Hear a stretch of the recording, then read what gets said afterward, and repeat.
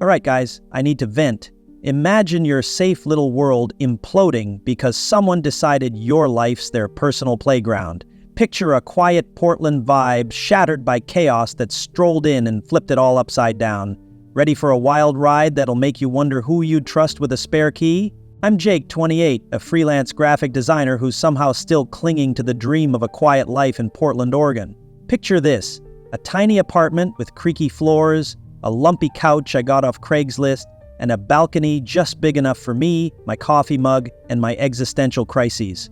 I've got my routine down: wake up, brew some overpriced beans I splurged on, slap on my headphones with some lo-fi indie playlist, and avoid human contact like it's my job. It's not glamorous, but it's mine. Or it was until Tara showed up. So, my last roommate Dave bailed a couple months back to find himself in Costa Rica or some crap. Left me scrambling to cover rent, which is how I ended up posting an ad online. Enter Tara, 25, this walking glitter bomb who rolled in last week with a U-Haul full of ring lights, tripods, and enough energy to power a small city.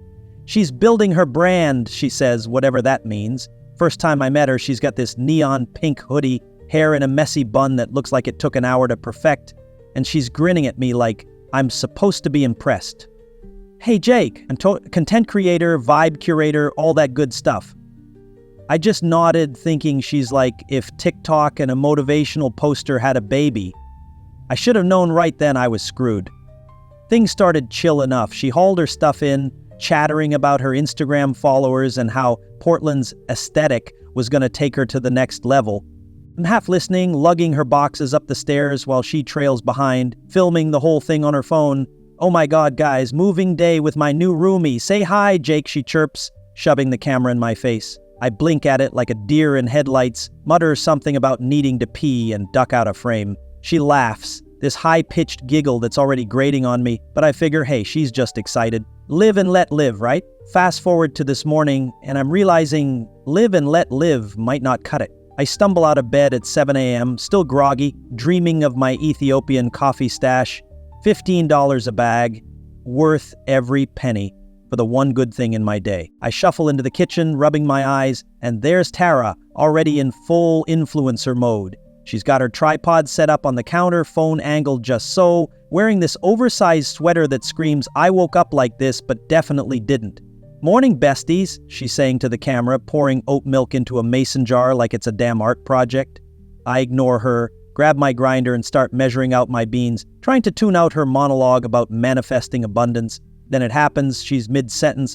So I told myself, Tara, you deserve this glow-up, when she flails her arm for emphasis, knocks my coffee tin off the counter, and sends those precious beans scattering across the floor like tiny, caffeinated grenades. I freeze, watching them bounce under the fridge, into the cracks of the linoleum, gone forever.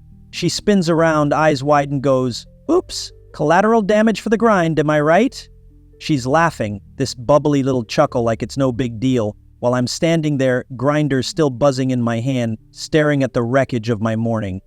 I don't say anything at first, just drop to my knees, grab a broom, and start sweeping, muttering under my breath, this is fine, totally fine. Rip my sanity gone with the $15 beans I saved up for. Tara's still filming, narrating like it's a live-action comedy. Oh no, guys, we've got a coffee crisis. Don't worry, we'll bounce back. I glance up, see her repositioning the phone to catch me in the shot, and I'm tempted to chuck the broom at her. Instead, I grit my teeth, scoop up what I can, maybe half a cup's worth, and shuffle back to my room with my sad little pile. She calls after me, Jake, you're a trooper. #resilience. I shut my door, lean against it, and groan. #get me out of here. Back in my safe zone, I brew what's left, the weak-ass drip barely worth the effort, and slump onto my bed.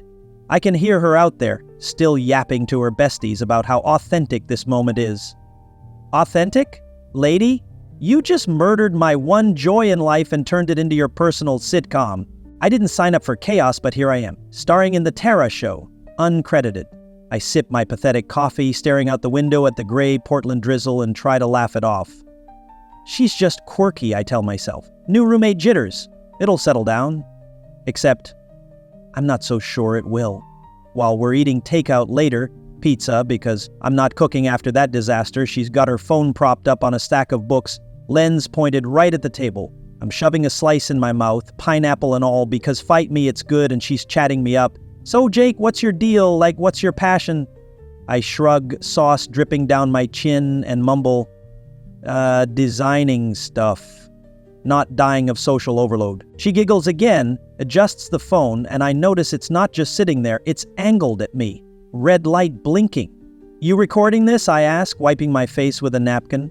She waves a hand. Oh, just for the vibes, gotta capture the roommate bonding. I squint at her, but she's already back to her pizza, humming some pop song I don't know. I let it slide, mostly because I'm too tired to care. I finish my food, toss the box in the recycling, and head to the couch with my laptop to edit some mock-ups for a client. Tara flounces over, plops down next to me, and starts scrolling her phone, narrating her screen out loud. Look at this DM. Tara, you're slaying. Aw, so sweet. I nod absently, eyes on my screen. But then she leans in, real close, and goes, Jake, you're gonna love living with me. It's gonna be iconic. I glance at her, her glitter-dusted cheeks practically glowing under the lamp, and smirk. Famous last words, I say, half joking, half praying I'm wrong. She bounces off to her room, leaving me with the hum of my laptop and a nagging little itch in the back of my brain. That phone repositioning, the constant chatter, it's weird, right? But I shake it off, crank my playlist, and dive into work. It's fine. She's just loud and extra. I've dealt with worse. Still, as I sit there, rain tapping the window like it's trying to warn me, I can't help wondering if I've just opened my door to a whole lot more than glitter and bad oat milk pours. Guess we'll see. Week 2 with Tara, and I'm pretty sure I'm in a sitcom I didn't audition for. Send help. Or noise-canceling headphones. That first week after the coffee catastrophe, I thought maybe I could handle her, just grit my teeth through the glitter and the giggling and call it a day. But now, sitting here on my lumpy couch, laptop balanced on my knees, I'm starting to realize Tara's not just a roommate, she's a one-woman production crew, and I'm the unwilling co-star. It's been 7 days since the Bean massacre, and I've already lost count of how many times I've tripped over her stupid tripod. That thing's like a ninja, popping up in the weirdest spots. The hallway, the kitchen, once even halfway into my bedroom doorway. I stubbed my toe so hard I cursed loud enough to wake the downstairs neighbors, and there's Tara, poking her head out, all, oh my God, Jake, you okay? That was so dramatic. I just glared at her, hobbling to the freezer for an ice pack, muttering, yeah, I'm auditioning for your next blockbuster. She's turned the apartment into her personal stage, and I don't mean that metaphorically. Every morning I shuffle out of my room, still half dead from staring at Photoshop till 2 a.m., and she's already at it, narrating her life like it's a vlog, even when I'm right there pouring my sad, salvaged coffee. Good morning, besties, she chirps, waving at her phone propped up on the counter. Starting the day with some positive vibes. What's on your gratitude list today? I'm over here, blinking at her like she's speaking Martian, spooning grounds into my filter and wondering if not strangling my roommate counts as gratitude. Yesterday, she staged this whole scene in the living room, flopped on the couch with a tissue box, fake crying, about some breakup with a guy named Chad I've never even heard of. It just didn't get my energy, she wailed, dabbing her perfectly dry eyes while the camera rolled. I walked through to grab my mail and she perked up. Oh, Jake, perfect timing. Say something supportive. I froze mid-step, package in hand, and mumbled, sorry about Chad, plenty of fish in the sea. She beamed, yes, love that energy. And I bolted back to my room, wondering if I'd just starred in her latest melodrama. The humor's wearing thin, though.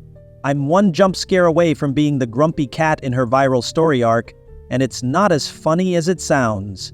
She's got this habit now, asking me random crap on camera, like I'm part of the script. Last night I'm sprawled on the couch, pizza box open, trying to unwind with some dumb reality show, ironic, right? And she plops down next to me, phone in hand. Hey Jake, quick question for my followers. What's your dream vacay spot? I've got a mouthful of pepperoni, so I just grunt.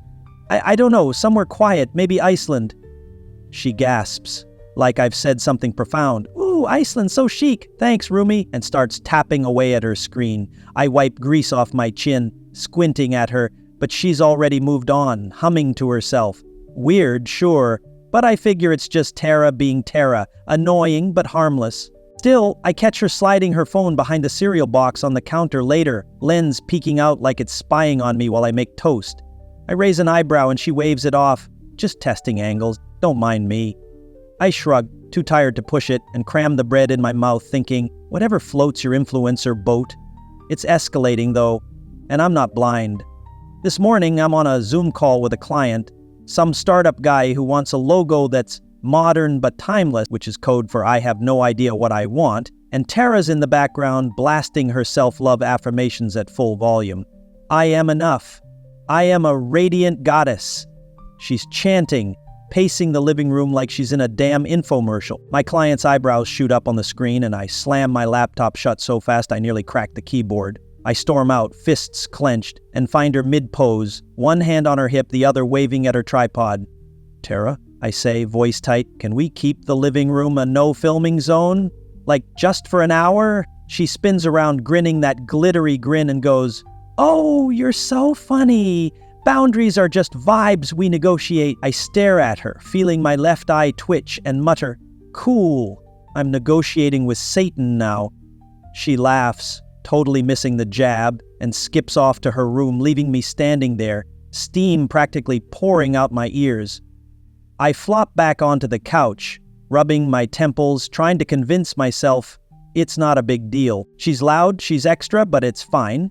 I've got deadlines to hit, rent to pay, and I'm not about to start a war over some tripods and affirmations. I crack open my laptop again, ping the client an apology about technical difficulties, and dive back into work, headphones blasting to drown her out. It's a shaky truce, me and Tara, and I'm clinging to it like a lifeline. But then tonight happens, and that little itch in my brain, the one that's been whispering something's off since the coffee spill, starts screaming. I'm in the kitchen, heating up leftover pizza because cooking's off the table after today, and Tara's on the phone in her room, door cracked just enough for me to hear. She's whispering, all hushed and sneaky, "Yeah, it's perfect. Wait till they see this twist." I pause, pizza slice halfway to my mouth, cheese dripping onto the plate. Twist? What twist? I lean closer, not proud of eavesdropping but too curious to stop, and she giggles. "No! He's got no clue. Gonna be iconic." The call ends, and I hear her humming again. That same pop tune from the other night. I stand there, grease staining my fingers, staring at the microwave like it's gonna explain what I just heard. My brain's spinning, probably some dumb prank, right? She's planning to jump out with a confetti cannon or film me tripping over that damn tripod again. I snort, shake my head, and take a bite of pizza, the crust crunching loud in the quiet. Let her have her fun, I mumble to myself, wiping my hands on my jeans. I've got bigger problems, like not flunking this logo gig. I shuffle back to my room, kick off my sneakers, and collapse onto the bed, the rain tapping the window in that steady Portland rhythm. It's probably nothing, just Tara being her over-the-top self. I'll laugh about it later, maybe even tell Mike over beers how I survived the glitter apocalypse, but as I lie there, the hum of my fan mixing with the drizzle outside, that itch won't quit. Her voice keeps echoing, "He's got no clue," and I can't shake the feeling I'm missing something big. Guess I'll find out soon enough. So, turns out my life's a movie, and I'm the unpaid lead. Buckle up, this one's a doozy. It's been a couple days since I overheard Tara whispering about her mysterious twist, and I've been trying to play it cool, like maybe she's just planning to dye her hair neon green or adopt a pet ferret for clout. I keep telling myself it's nothing, just Tara being her usual over-the-top self. But that itch in my brain's turned into a full-on buzz, like a mosquito you can't swat. Last night, I'm sprawled on the couch, picking at some cold Chinese takeout because cooking's still a no-go with her, crap all over the kitchen. When the Wi-Fi craps out mid-Netflix binge, I groan, shove the fried rice aside, and trudge to the router, jabbing the reset button like it owes me money. Nothing. Dead. I'm about to text the landlord when Tara pokes her head out of her room, all flustered. "Jake, my stream's down. Fix it, please." My followers are waiting. I roll my eyes, muttering, "Yeah, wouldn't want the besties to miss your oat milk saga." But she's already back inside, leaving me to deal with it. She's hopeless with tech. Last week, she asked me if reboot meant kicking the router, so I sigh and head to her room, figuring I'll borrow her laptop to check the network settings. I knock once, push the door open, and there she is, sprawled on her bed in a tie-dye crop top, scrolling her phone. "Hey, can I use your laptop real quick?" I asked, nodding at the glitter-covered MacBook on her desk. She barely looks up, waving a hand. "Yeah, go for it. Just don't mess with my tabs, okay?" I grab it, shuffle back to the living room, and plop down, the couch creaking under me. The screen's still warm, browser open to some editing software I don't recognize, but I minimize it and pull up the router login. 5 minutes of tinkering later, the Wi-Fi's back, and I'm about to close the lid when something catches my eye. A YouTube tab peeking out from her million open windows. The title? Grumpy Roomie Meltdown. My stomach does a little flip, and I hover the cursor over it, half laughing to myself. What's this, her next skit? I click it, expecting some cringe improv, and then my jaw hits the floor. It's a video, her voice kicks in, all chipper. "Hey besties, welcome back to Tara's real-life diaries." The frame shifts, and there I am, tripping over that damn tripod in the hallway last week, my voice barking, "Who puts this crap here?" before I hobble off screen, clutching my toe. The comments are rolling, "LOL, this guy's so salty, grumpy cat vibes," and I'm just sitting there, chopstick still in hand, fried rice forgotten. My heart's thudding now, and I scroll down. 50,000 subscribers. 50,000. There's a whole playlist, Coffee Chaos Ep 1, where I'm sweeping up my beans, muttering like a lunatic. Another from 2 nights ago, me in my ratty pajama pants yelling, "Can you keep it down for 5 freaking minutes," while she giggles off camera. She narrates one, all smug. Meet Jake, my adorably clueless co-star, and I feel my stomach churn. Hard. Like I've just swallowed a rock. This isn't a prank. This is my life, chopped up and served to strangers for likes. I don't even think. Just grab the laptop, storm down the hall, and barge into her room, the door banging against the wall. She's still on her bed, painting her nails now, and she jumps. Whoa, Jake, what? I cut her off, slamming the laptop on her desk, screen glaring. What the hell is this? I snap, pointing at the video, still paused on my pajama meltdown. She blinks, then her face lights up, this big, stupid grin spreading like she's won the lottery. "Oh my God, you found it! Isn't it amazing? We're blowing up." I stare at her, my hands shaking so bad I shove them in my pockets to hide it. "You filmed me without asking? You think this is a game?" I'm yelling now, louder than I mean to, and she just tilts her head, all innocent. "It's art, Jake. Chill. People love the realness." I laugh, this sharp, bitter bark, and lean in. "Art? Picasso didn't secretly record people eating cereal in their underwear." She sits up, crossing her arms, nail polish brush still dangling from her fingers. "Okay, dramatic much, it's not a big deal. I mean, you're hilarious," and it's just like candid vibes. My head spinning and I jab a finger at the screen, scrolling to the comments. "This dude's a mood, so awkward, love it," and I snap, "Candid? Tara, this is my life. You don't get to turn me into your little sideshow." She rolls her eyes, flopping back on her pillows. "God, Jake, you're acting like I leaked your bank account. It's just fun. Everyone's obsessed with you." I pace the room, my sneakers scuffing her sparkly rug, and mutter, "Obsessed? I didn't sign up for this. I didn't even know." She sits up again, smirking now. "Come on. You're overreacting. Think of the exposure. You could start a design vlog or something." I stop dead, turn to her, and just stare, my voice dropping low. Exposure's great when you're not the punchline. She opens her mouth, probably to hit me with more influencer buzzwords, but I'm done. I grab the laptop, storm back to my room, and slam the door so hard the frame rattles. My hands are still shaking as I sink onto my bed, the screen glowing in the dark, those damn videos staring back at me. I click another one. Pizza Night Chronicles. And there I am, sauce on my chin, grunting about Iceland, while she zooms in, giggling. The comments are relentless. "He's so over her, lol. This guy needs a vacation." And I slam the lid shut, tossing it onto the mattress like it's radioactive. My chest's tight, and I rub my face, trying to breathe, but all I can see is my dumb, clueless self plastered across the internet.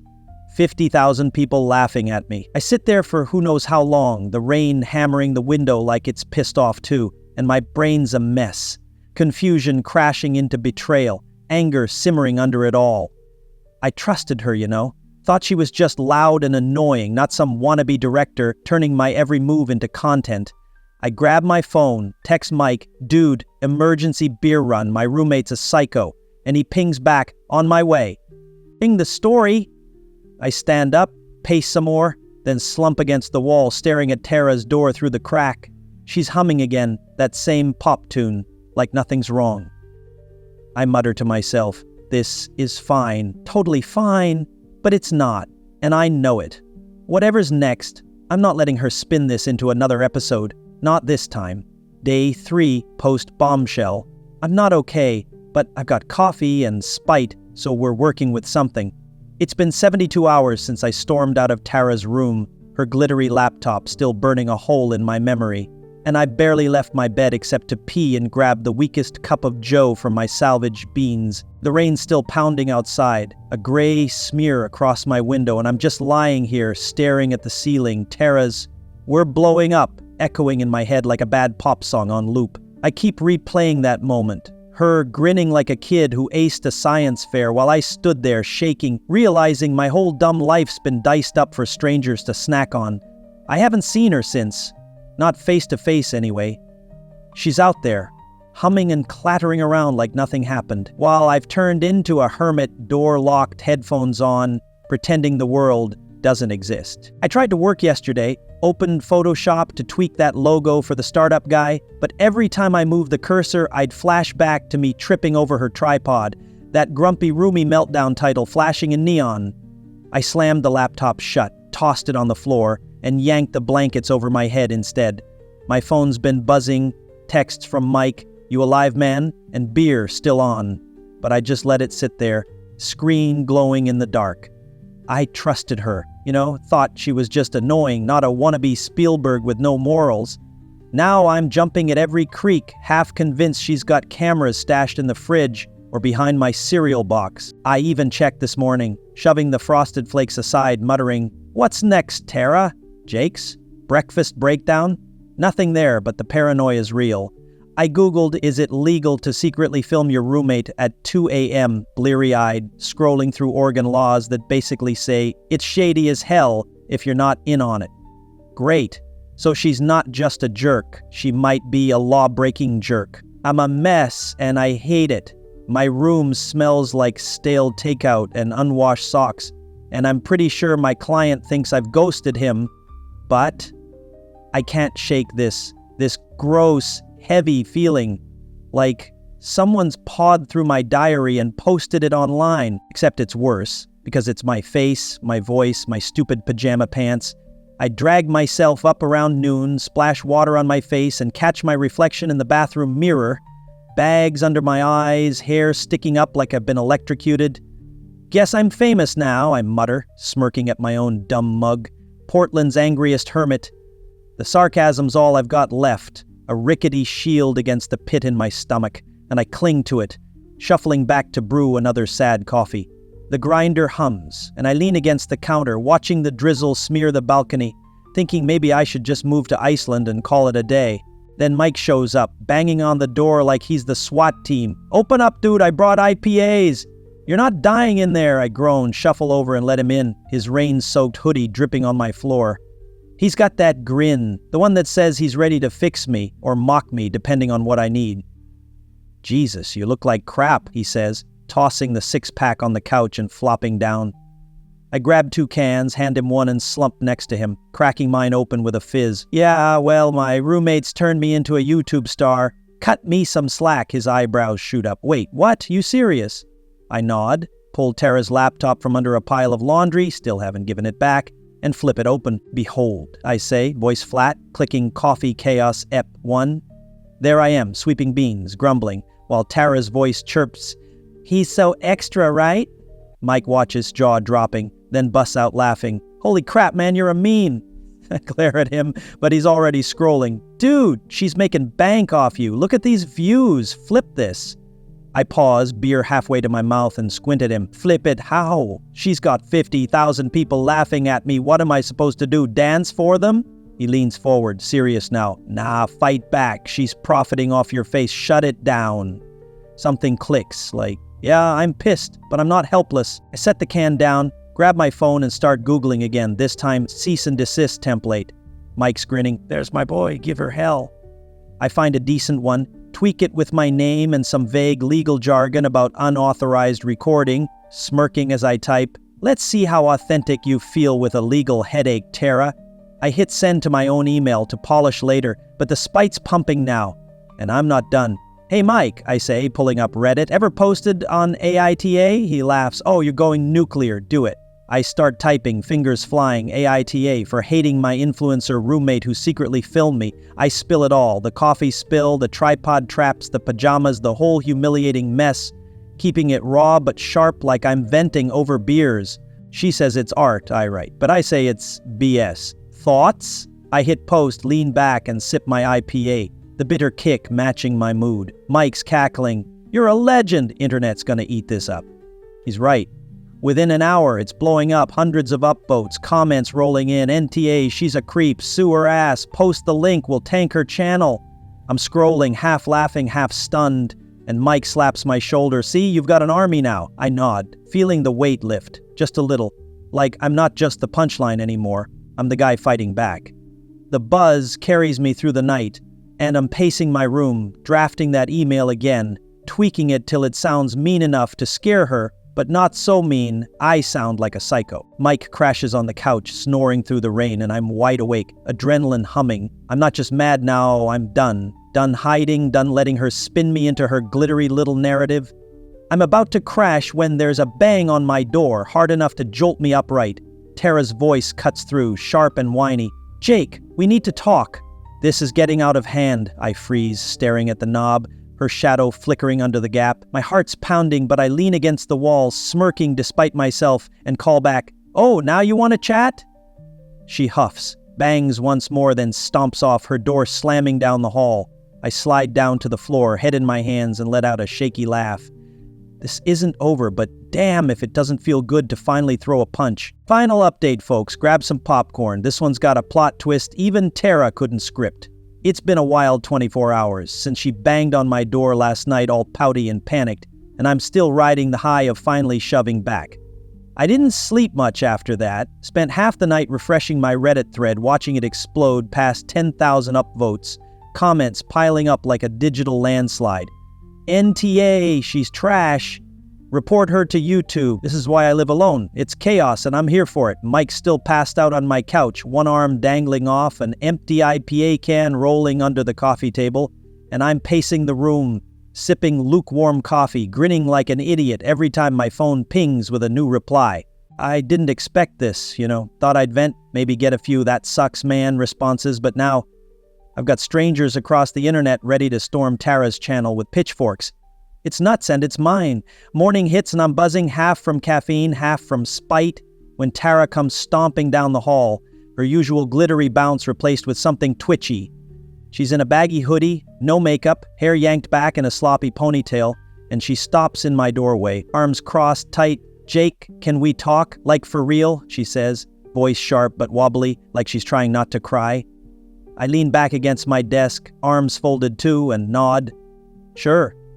"What's up?" She shifts her weight, chewing her lip, then blurts, "My followers are tanking. People are unfollowing me left and right since that stupid post of yours went viral." I raise an eyebrow, fighting a smirk, and she barrels on. "I saw it, okay? AITA for hating my influencer roommate? Real classy, Jake. They're calling me a creep in the comments." I shrug, sipping my coffee, and say, "Truth hurts, I guess." "You mad they're not buying the candid vibes anymore?" Her eyes narrow and she steps closer, hands flailing now. "This is my brand, Jake. You're ruining everything. Can't we just collab or something? You're trending. Think of the potential." I laugh, this loud, sharp bark that makes her flinch, and set my mug down hard enough to slosh some over the edge. "Collab? Hard pass, Tara. I'm not your prop. You don't get to film me, post me, and then cry when I call it out." She stares at me, mouth opening and closing like a fish, then snaps, "You're being so dramatic. It's just content. Everyone does it." I step forward, voice low. "Not to me, they don't. You crossed a line, and I'm done playing your clueless co-star." She huffs, tossing her hair, but I can see the panic in her eyes, the way her fingers twist the hem of her sleeve. Mike stirs on the couch, blinking awake, and mumbles, "She cave." I nod, tossing him a water bottle. "Yup. Think I'm free of the Tarad show," he grins, cracking it open. "Good. Now get your ass out of here. She's nuts." He's right. I've been packing in my head since last night, and by noon I've got my duffel stuffed with clothes, my laptop, and that sad little bag of coffee beans. I leave a note for the landlord, moving out, sorry for the short notice, and haul my stuff to Mike's truck, rain soaking my hoodie as I toss it in the back. "You're crashing with me till you find a new place," he says, starting the engine. "But no moping. Deal?" I sliding into the passenger seat. "Deal. You got pizza at your place?" He laughs. "Always, man." We're halfway to his apartment when my phone buzzes. Another Reddit notification. Someone's posted a screenshot. Tara's channel's down to 40,000 subs and her latest story's a whiny ramble. Taking a break to realign my energy. Haters don't get me. Comma's the real influencer here. "Bye, creep." And I lean back, chuckling. Mike glances over. "She toast?" I nod. "Pretty much. Couldn't spin her way out of this one." He slaps the wheel. That's my boy. Flip the script like a champ." I grin, watching the wipers swipe the rain, feeling lighter than I have in weeks. Was it worth it? Hell no. All that drama for a roommate I should have ditched day one. But I learned I'm not a doormat. And that's something. Next roommate better not own a selfie stick or I'm out. Mike's place is a mess. Pizza boxes on the counter, futon that smells like dog even though he doesn't have one. But it's quiet, no tripods lurking, no glitter in sight. I drop my bag, brew some coffee, proper this time, not the dregs, and settle on the futon, pulling up a roommate wanted ad on my phone. No cameras, no drama. My new mantra, I mutter, sipping slow, savoring the bitter kick. Tara is out there, probably crying to her besties about her ruined vibe, but I'm here, rain tapping Mike's window, flipping through listings like it's a fresh start. I text my client, "Logo's coming tomorrow. Sorry for the delay." And he pings back, "No rush. Glad you're good." I lean back, smirking at the ceiling and think maybe Iceland's still on the table someday. Just me, some coffee, and nobody filming my every move. So, yeah, that's my story. Moral? Don't trust glittery people with tripods. I'm crashing with Mike, hunting for a new spot, and honestly, I'm good, better than good. Tara's channel might be toast, but I'm not cheering her downfall. Just glad to be out of the frame. The internet's still buzzing, my Reddit pals toasting karma's victory lap, and I'm just sipping my coffee, grinning at the quiet. Peace out.